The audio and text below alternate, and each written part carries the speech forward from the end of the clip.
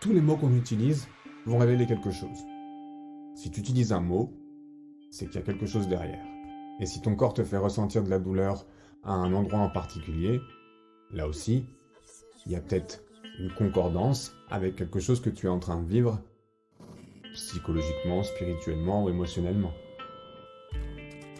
C'est parce que je dis quelque chose que cette chose va exister. C'est parce que j'y pense, parce que je pense à ce projet, c'est parce que je pense à cette chose que j'ai envie de faire, que j'ai envie de créer, qu'elle va commencer à exister. Donc dans un sens, toute notre existence est en fait une œuvre d'art. Salut, c'est Ben Gananda et bienvenue dans Once Upon a Life, le podcast qui transforme ta réalité pour t'amener à rayonner et à t'élever. Je suis ravi de t'accueillir dans ce podcast destiné à toutes les personnes se définissant comme curieuses et souhaitant plus de liberté, de santé et d'opportunités. La vie peut être à la fois magique et challengeante, et c'est la raison pour laquelle je souhaite, à travers cette émission, mettre en lumière les solutions qui s'offrent à toi pour profiter d'une vie transformatrice, infaillible, fructueuse, épanouissante, sans aucune limitation et littéralement digne d'être racontée à la façon d'un conte de fées. Il était donc une fois une vie, et une émission en l'occurrence, pleine d'invités d'horizons tous autant différents et passionnants les uns que les autres. Tous viendront nous raconter leur histoire, et je te partagerai moi aussi mes propres expériences en ce qui concerne la spiritualité, la santé mentale, physique et émotionnelle, mes approches pour vivre une vie dévouée à ta mission et à tes valeurs. La mienne de mission, c'est de t'accompagner à vivre en équilibre et en harmonie avec la personne que tu aspires à être. C'est de cette façon que, un curieux à la fois, je m'en vais rééquilibrer les énergies du monde entier. Si tu veux soutenir cette mission, je t'invite à t'abonner au podcast sur ta plateforme d'écoute préférée et à suivre l'émission sur Facebook, Instagram ou LinkedIn en cherchant Podcast Once Upon a Life tout attaché. Et si tu veux en savoir plus, tu peux aller visiter mon site à bengananda.com. Donc, si tu es prêt à atteindre tous tes rêves, j'espère que tu nous rejoindras et que tu feras passer le message à tous ceux que tu connais qui pourraient bénéficier de ce soutien. Merci de ta présence, elle me fait vraiment chaud au cœur. Maintenant, place à l'épisode d'aujourd'hui. Salut à toi, j'espère que tu vas bien et que tu peux profiter de ce beau temps qui s'installe. Pour moi, je t'avouerai que ça me fait vraiment du bien et que on va dire que à chaque fois qu'il y a de nouveau l'été qui arrive, je suis toujours plein d'énergie. Donc voilà, je suis super content d'être avec toi aujourd'hui et de te partager un nouvel épisode. Du coup, aujourd'hui, je voulais continuer le sujet des soins ou des consultations ayurvédiques. Donc l'épisode 21 d'aujourd'hui, ce sera la suite de l'épisode 19, dans lequel je t'ai détaillé toutes les étapes d'un accompagnement ayurvédique. Mais avant tout, je vais te raconter l'histoire d'une rencontre avec un auteur qui m'a beaucoup touché et que j'ai connu tout récemment. Sa présence, ses mots, son charisme, ils m'ont beaucoup touché. Et tu vas vite t'en rendre compte, il m'a aussi beaucoup inspiré à écrire l'épisode d'aujourd'hui. Si tu me connais, tu sais certainement que je crois à la magie. Appelle ça comme tu veux, la synchronicité, la magie de la vie, la pleine conscience ou d'autres choses. Mais oui, je crois littéralement à la magie. Et si je te parle de magie, tu penses à quoi en premier ? Certainement à un mot en particulier. Abracadabra. Si tu veux mon avis, c'est quand même marrant qu'on en vienne tout particulièrement à un mot. En fait, pour continuer de te parler de consultation ayurvédique, j'ai décidé de prendre la conversation du point de vue des mots et des intentions qui sont derrière chacune de nos actions. Et aussi de nos mots, du coup.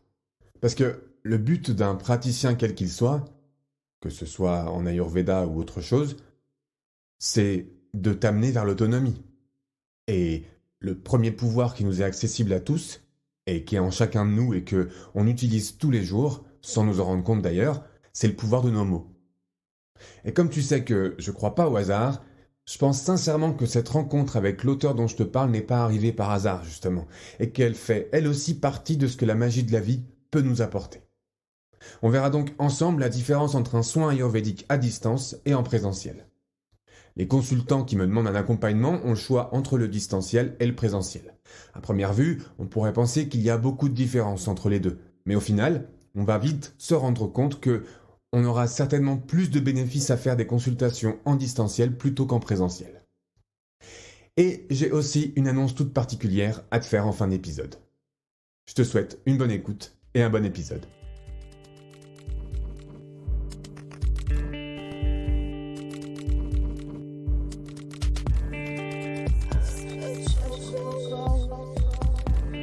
Comme toujours, on va répondre à notre fameuse première question. Et je vais t'inviter toi aussi à y répondre. Quel est le dernier cadeau que la vie t'ait offert? Pour ma part, j'en parlais dans l'introduction, le dernier cadeau que la vie m'a offert, c'est cette rencontre avec Rachid Benzine. Rachid Benzine, c'est un auteur. Un auteur qui a écrit 4 livres, si je ne me trompe pas, et dont le dernier s'appelle Voyage au bout de l'enfance. Voyage au bout de l'enfance, c'est un livre épistolaire, un roman épistolaire, qui parle principalement d'un père et de sa fille. Au début du roman, la fille écrit à son père en lui disant « Papa, merci de m'avoir permis de partir chez ma tante, mais là maintenant, au moment où je t'écris, je suis parti en Syrie et je rejoins la communauté de Daesh. » Voilà, je pense que j'ai pas besoin d'en dire plus. Tu comprends où ira le roman. Et du coup, j'ai rencontré l'auteur de ce livre, Rachid Benzine. Je te mettrai tout ça dans la description si tu souhaites avoir le nom exact du livre et de l'auteur. Mais du coup, je te raconte ça parce que c'était un vrai cadeau. Je rejoignais des amis pour faire une répétition, et après cette répétition, on m'a dit, bah écoute, nous on va aller à une rencontre littéraire. Donc moi, quand on me dit ça, je me dis, bon, écoute, rencontre littéraire, j'ai beaucoup de choses à faire, donc je suis vraiment pas sûr de rester avec vous, je vais venir boire un verre avec vous, par contre, je reste pas. Au final, cet homme-là, je l'ai vu arriver, il prend le micro, il commence à parler, il répond aux questions qu'on lui pose, et j'étais simplement bouche bée devant lui pendant 1 heure et demie. Il parle de sujets plutôt durs, t'as dû le comprendre. Des sujets durs, oui, mais des sujets super importants. Et je pense que le rôle de ceux qui ont la parole, c'est justement d'adresser ce qui doit être adressé. Et quand on adresse les choses qui doivent être adressées, la plupart du temps, on va devoir adresser des choses qui sont parfois dures, parfois légères, mais la plupart du temps, il est, je pense, nécessaire de mettre le doigt à l'endroit exact où on a besoin de changer. Mais ça, pourtant, c'est pas une place facile. Et j'en ai parlé sur les réseaux et certainement sur mon site aussi, il me semble. Mais tu le sais peut-être, je suis comédien. Je viens de te parler de répétitions, c'était des répétitions de théâtre. J'ai toujours eu ce besoin d'être sur scène, ce besoin de dire les choses, ce besoin d'ouvrir ma bouche et de dire ce qu'il y a sur mon cœur, pour faire avancer les choses, à ma façon, à mon rythme. Juste poser ma pierre à l'édifice pour faire avancer les choses. Je te l'ai dit dans un autre épisode, mais je crois profondément qu'on est là pour grandir et pour évoluer. Et pour ça, il faut se confronter aux choses dont on a besoin, aux choses qui nous feront avancer. Et ces choses-là, la plupart du temps, c'est pas les plus confortables. Par exemple, cet auteur-là, donc Rachid Benzine, il va parler beaucoup politique. Moi, je suis pas du tout quelqu'un de politique, ni de politisé. J'essaye de voir où est-ce que certaines idées me vont, où est-ce que certaines d'autres me vont pas, et j'essaye de donner mon opinion, oui, mais je me sens pas dans un parti en particulier. Et pourtant, cet homme-là, il m'a un petit peu ouvert les yeux. Il parlait du coup des dernières élections qu'il y a eu, les dernières élections présidentielles, et il expliquait que Marine Le Pen et Éric Zemmour ont eu beaucoup de voix, ils ont touché beaucoup de personnes. Et donc, il expliquait simplement que les personnes qui ont été touchées par Marine et Éric Zemmour, il disait mais ces gens-là, ils sont pas tous fous, c'est pas possible. Il expliquait simplement que c'est pas forcément la personne qui les a touchés, mais c'est le récit qui était derrière. C'est pas forcément les mots, ce qu'il y avait au plus profond de ce que ces personnes voulaient transmettre, Mais c'est plutôt le récit, la façon dont on dit les choses, les mots qu'on va choisir, qui vont amener à une certaine interprétation et qui vont du coup amener les gens, les électeurs, à adhérer à un certain récit, à un certain discours, et du coup à certains mots. Parce que c'est les mots qui vont nous toucher et qui vont nous faire bouger. On s'en rend pas assez compte. Mais les mots sont super importants. Les mots qu'on utilise, les mots qu'on dit, les mots qu'on pense, les mots qu'on écrit aussi d'ailleurs. Mais en fait, les mots, ils sont la base de toute communication. C'est peut-être bizarre de dire ça comme ça, puisque si on dit, si on parle de communication, c'est évidemment qu'on est en train de dire des mots et de faire des phrases et donc de transmettre quelque chose à quelqu'un. Il y a plusieurs façons de communiquer. On peut communiquer avec les mots, avec le corps, avec les yeux, avec le sourire, ou alors peut-être les pleurs d'ailleurs, et aussi avec les mains. Là, je suis en train de te parler, d'enregistrer ça, et j'ai les mains qui sont en train de bouger. J'essaye de communiquer pour te transmettre quelque chose. Et pourtant, les mots que j'utilise, je fais en sorte de les choisir pour que tu puisses comprendre exactement mon message. Il y a certaines personnes qui disent que les choses, tout ce qui nous entoure en fait, existe parce qu'on a décidé de mettre un mot dessus. Si une chose en particulier a un nom, a un mot qui lui est dédié, comme une banque par exemple, c'est que cette chose-là, elle a son importance. Donc, si je mets un mot sur quelque chose, c'est que cette chose-là a une certaine importance. Je te disais dans l'introduction que j'allais t'expliquer la différence entre les soins en présentiel et en distanciel, et pour l'instant, je n'en ai pas encore parlé, mais tu vas voir qu'il y aura un lien. Je ne sais pas si tu connais, mais il y a quelque chose qu'on appelle le langage des oiseaux. Le langage des oiseaux, c'est le nom qu'on donne à cette faculté d'utiliser les sonorités des mots pour leur donner un autre sens que celui qu'on leur donne habituellement.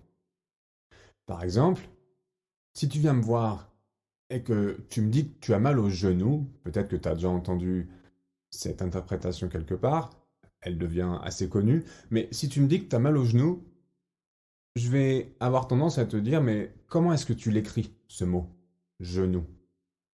Parce que si tu as mal au genou, c'est peut-être pas par hasard. Et si tu exprimes le fait que tu as mal au genou, là non plus, c'est peut-être pas par hasard. Donc, moi je te le demande à toi qui es en train de m'écouter, comment est-ce que tu écris le mot genou?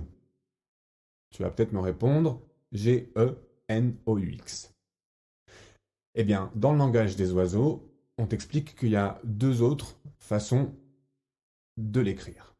Peut-être qu'il y en a d'autres, mais là je vais ici te donner deux autres exemples. On peut l'écrire en disant je, nous. Les deux pronoms je, moi, et nous tous ensemble. Donc, avoir mal au genou, c'est avoir mal dans un sens, ou en tout cas avoir du mal avec notre relation aux autres, avec notre relation entre le je et le nous. Mais il y a aussi une autre façon de l'écrire. On peut l'écrire en disant je, nous. Je fais des nœuds.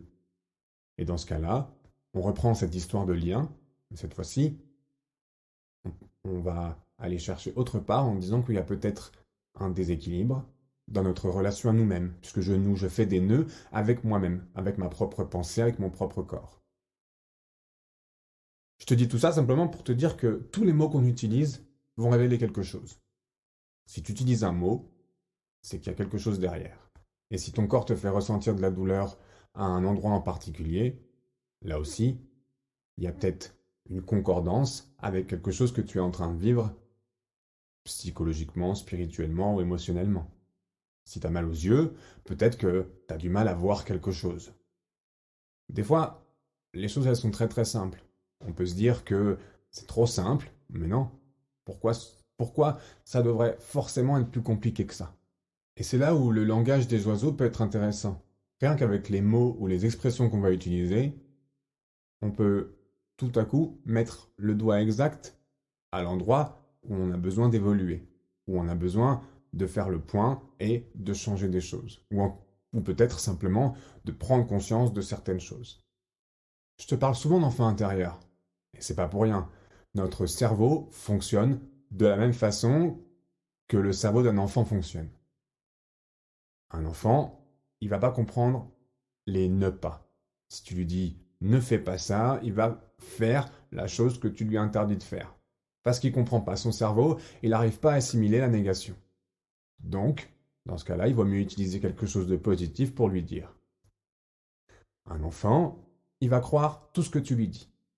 Un mot, et c'est sa réalité. Donc, si tu lui dis par exemple qu'il est nul en maths, il va être nul en maths toute sa vie. Si tu lui dis mais toi, de toute façon, je le sais, t'es nul en maths, même pas la peine d'essayer, tes devoirs, tu vas pas y arriver, t'es bon en français, hein, mais les maths, c'est pas pour toi. Eh bien, il y a de très très fortes chances pour que toute sa vie il soit nul en maths. Et tout ça, c'est la même chose pour toi-même. Si tu te répètes des choses continuellement, tu vas finir par y croire. Si, par exemple, tu te dis, moi, je suis quelqu'un de fort. Au premier abord, on peut se dire que être fort, c'est quelque chose de positif. C'est bien être quelqu'un de fort. On a de la force et on a de la présence. Oui, mais l'autre sens, c'est aussi quand on dit que quelqu'un est fort, on dit que c'est quelqu'un qui a du surpoids. On dit, en fait, dire que quelqu'un est fort, c'est poliment dire que quelqu'un est un peu en surpoids. Donc, se dire à soi-même qu'on est fort, c'est dans un sens s'auto-persuader que pour être présent, pour arriver à faire des choses dans la vie, il faut être fort. Il faut s'armer d'une carapace, et là, pour le coup, on pourra y arriver, on pourra avancer. Mais de la même façon, si on se dit tous les jours devant le miroir qu'on est beau et qu'on a confiance en soi-même, eh bien là aussi, on aura plus naturellement confiance en soi. Là aussi, c'est encore quelque chose de simple, et pourtant quelque chose de très puissant, puisque dans les mots réside un grand pouvoir. C'est Don Miguel Ruiz, dans son livre Les 4 accords Toltec, qui explique que les mots sont comme une formule magique. Alors autant les utiliser. Ici, je vais utiliser encore une fois les mots de Rachid Benzine, l'auteur dont je te parlais au début de l'épisode. Il dit que notre monde existe parce qu'on y croit. Si on n'y croit pas, tout s'effondre. Et je pense que dans tous ces mots-là réside une vérité fondamentale. Parce que nos croyances sont primordiales. Nos croyances, c'est la base de tout ce qui nous arrive, c'est la base de toute notre vie. Et c'est même la base de tout être humain. Descartes disait « je pense, donc je suis ». Eh bien écoute, on pourrait aussi dire « j'existe, car j'ai foi ». J'existe parce que je crois. Le discours de Rachid Benzine était un discours politique. Il parlait des institutions. Moi ici, je te parle de notre propre vision du monde. C'est Hobbes qui disait « l'homme est un loup pour l'homme ». Eh bien, je suis plutôt d'accord. Puisque si on se répète sans cesse qu'on est mauvais, si on répète aussi aux autres qu'on est mauvais, et si on utilise le pouvoir de nos mots à mauvais escient, évidemment, l'homme peut être un loup pour l'homme. Les loups vivent en société. Dans un sens, bien sûr. Ils vivent en meute, mais on peut voir ça comme une société. Rachid Benzine disait qu'on ne vit que par le conflit. Envers soi, envers soi-même et envers les autres. Il n'y a pas de société sans conflit. Parce que c'est de ces conflits qu'on sort des principes, des consensus. Donc, on revient encore ici aux mots. Pour avoir des consensus, il faut des mots. Pour avoir des mots, il faut des croyances. Et ce sont ces croyances qui nous font vivre.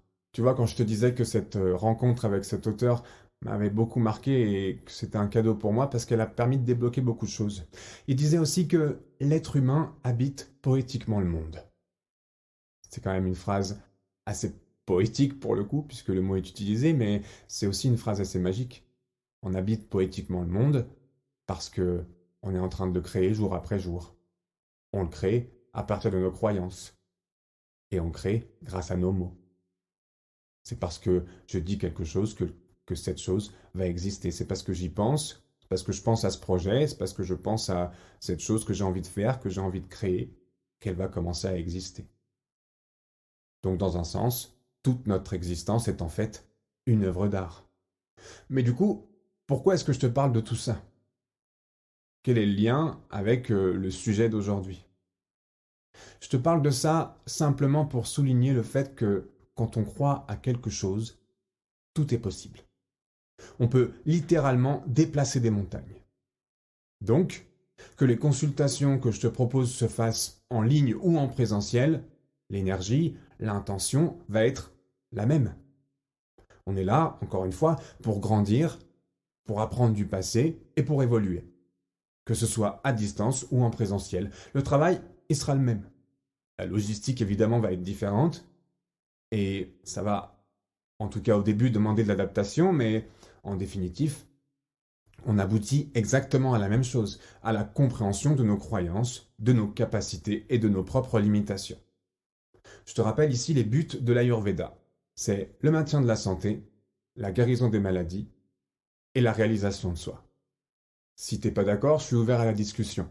Mais, en tout cas, de mon point de vue, le maintien de la santé, la guérison des maladies et la réalisation de soi, que ce soit à distance ou en présentiel, c'est la même chose. Revenons maintenant aux 9 étapes du soin ayurvédique dont je t'ai parlé dans l'épisode 19. La première et deuxième étape, c'est le test de constitution doshique, que tu peux d'ailleurs faire sur mon site internet à bengananda.com/dosha pour découvrir quel est ton dosha dominant. Eh bien, ces tests-là, on peut les faire très facilement en distanciel. En présentiel aussi, bien sûr, mais ça va se faire aussi facilement en distanciel. La troisième étape, ce sera l'examen de la personne. Effectivement, cette étape-là, ce sera une des seules étapes, on va dire, challengeantes à distance. Et encore, de mon point de vue, je peux voir avec la caméra et surtout grâce au consultant, grâce à ce que le consultant va me décrire, les détails de telle ou telle partie. Puisque, encore une fois, la façon dont il va me décrire sa langue, ses yeux, ses mains, ses ongles, aura une importance toute particulière. Puisque, en fonction des mots qu'il va utiliser, ou aussi d'ailleurs des mots qu'il va omettre d'utiliser, on pourra déterminer d'une interprétation et faire en sorte de mettre en lumière un déséquilibre. Et puis quoi qu'il arrive, je suis là et disponible pour poser les bonnes questions, pour me permettre de trouver exactement la description de l'état de santé de l'ongle, de l'œil ou de la langue par exemple.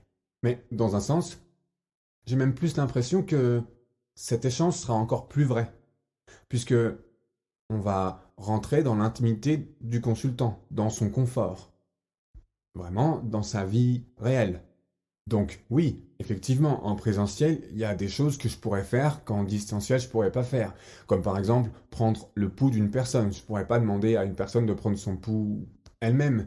Mais on a tellement d'autres ressources et d'autres moyens de mettre en lumière les déséquilibres et de trouver exactement les choses dont aura besoin ce consultant, que même si le pouls n'est pas pris à ce moment précis de la consultation, c'est pas quelque chose qui va être vraiment significatif dans tout le processus du soin ayurvédique. Dans un sens, au final, je vais voir à travers les yeux de mon consultant. Ensuite, l'étape d'après, ce sera de trouver les solutions adéquates. Ça, c'est quelque chose qu'on va faire en discutant, en conversant, et c'est un moment où je vais poser beaucoup de questions. Donc ça, évidemment, ça pourra se faire en distanciel comme en présentiel. L'étape encore d'après, ce sera le programme écrit. Évidemment, le programme écrit, je vais l'envoyer en général par email, donc là aussi, que ce soit en présentiel ou en distanciel, ce sera exactement la même chose. Ensuite, on a la détoxification de l'organisme, la cure de Panchakarma, comme on dit en Ayurveda.